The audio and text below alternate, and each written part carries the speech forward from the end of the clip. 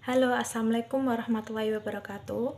Perkenalkan, kami dari kelompok 5 akan membahas tentang consumer involvement yang beranggotakan saya sendiri, Dita Ersa Melani dengan NIM 1905510113. Yang kedua ada Dita Fitria Hapsari dengan NIM 1905510147. Yang ketiga ada Ani Aprilia Vitasari dengan NIM 1905510119. Dan yang terakhir ada Novina Ardila dengan NIM 1905510205. Di sini saya akan menjelaskan tentang pengertian keterlibatan. Keterlibatan adalah kondisi motivasi yang memberi energi dan mengarahkan proses kognitif dan afektif konsumen dan perilakunya saat mengambil keputusan. Misalnya, konsumen yang terlibat dengan kamera termotivasi untuk berusaha keras dalam memilih merek yang dibeli. Secara kognitif, keterlibatan mencakup pengetahuan alat tujuan mengenai konsekuensi penting sebagai hasil penggunaan produk. Beberapa peneliti menggunakan istilah keterlibatan untuk menegaskan bahwa keterlibatan adalah keadaan psikososial yang dialami konsumen hanya pada saat waktu tertentu dan kondisi tertentu. Konsumen tidak terus-menerus mengalami perasaan keterlibatan. Bahkan, untuk produk penting seperti mobil, rumah, dan peralatan khusus hobi, sepertinya konsumen merasa terlibat dengan produk tertentu hanya dalam keadaan tertentu saat pengetahuan alat tujuan mengenai relevansi personal produk tersebut diaktifkan. Alat tujuan keterlibatan. Rantai alat tujuan ini dapat membantu pemasar untuk memahami perasaan relevansi pribadi konsumen pada sebuah produk karena rantai tersebut menunjukkan cara pengetahuan produk konsumen yang berkaitan dengan pengetahuan mengenai dirinya sendiri. Lalu di sini ada tabel yaitu pengetahuan tentang produk, pengetahuan tentang diri.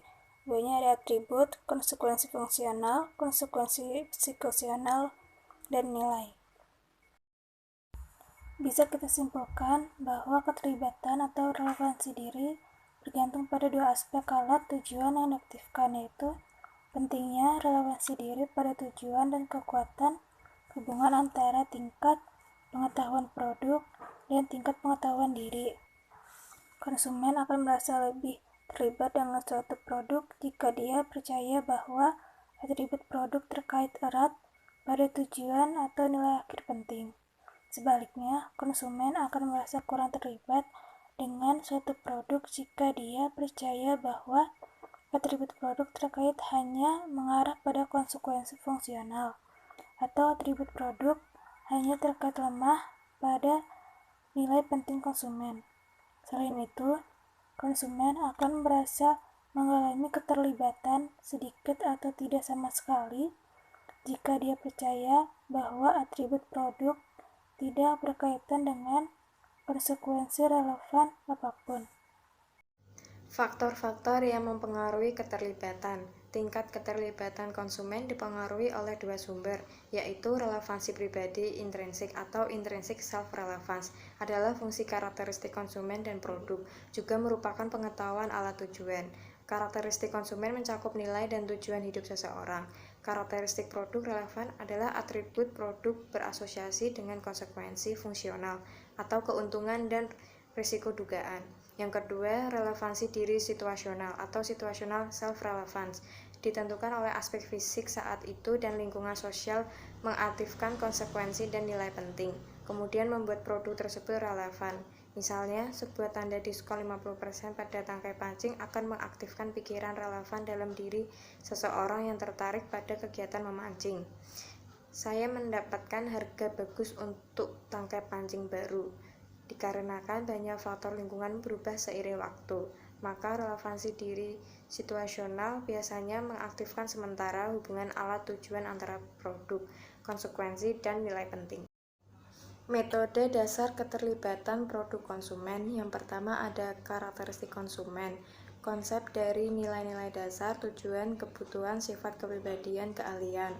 Yang kedua ada karakteristik produk.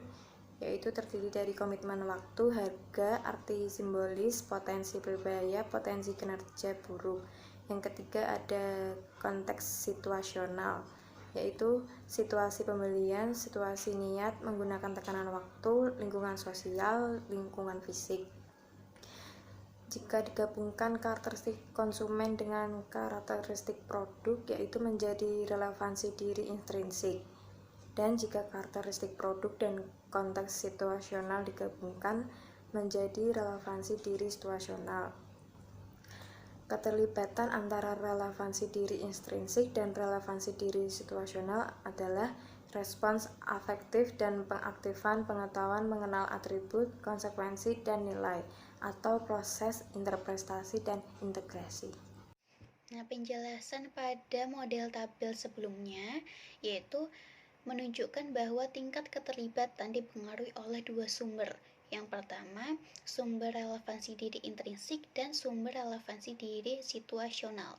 Setiap sumber dapat mengaktifkan atau menyebabkan rantai alat tujuan, mengaitkan pengetahuan atribut pada konsekuensi yang relevan secara pribadi dan nilai-nilai yang menunjukkan relevansi diri intrinsik. Dan karakteristik di sini tuh ada dibagi menjadi dua, yaitu karakteristik konsumen dan karakteristik produk relevan. Kalau karakteristik konsumen di sini mencakup nilai dan tujuan hidup seseorang, sedangkan karakteristik produk relevan adalah atribut produk berasosiasi dengan konsekuensi fungsional, yaitu keuntungan dan risiko dugaan. Faktor produk lain yang mempengaruhi sumber keterlibatan intrinsik adalah kenyataan sosial dan komitmen waktu. Walaupun dalam beberapa kasus, relevansi diri intrinsik ini memiliki pengaruh paling besar pada keterlibatan.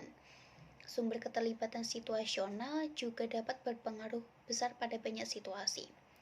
Sedangkan relevansi diri situasional selalu bergabung atau berkombinasi dengan relevansi diri intrinsik untuk menciptakan tingkat keterlibatan yang dialami konsumen selama pengambilan keputusan.